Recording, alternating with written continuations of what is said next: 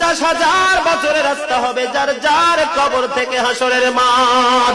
ফুলচেরাতে পুল হবে 30,000 বছরের রাস্তা।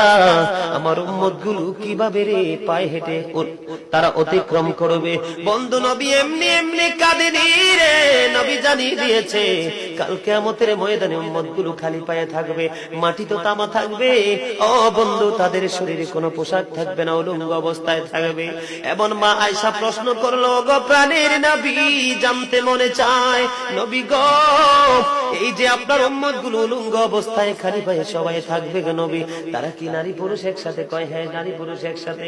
তারা কি কেউ কারো দিকে নজর দিবে না? এবার আমার নবী বলেছে, আয়েশা রে, কেমন করে নজর দেবে রে আয়েশা? বন্যার পানি যেমনি প্রবল বেগে বৃদ্ধি পেয়ে পৃথিবীর মানুষগুলোকে গ্রাস করে ফেলে, কাল কিয়ামতের দিন এই জাহান্নামের আগুন মানুষের দিকে বন্যার মতো প্রবল বেগে ছুটে এসে মানুষকে ঘিরে ফেলবে।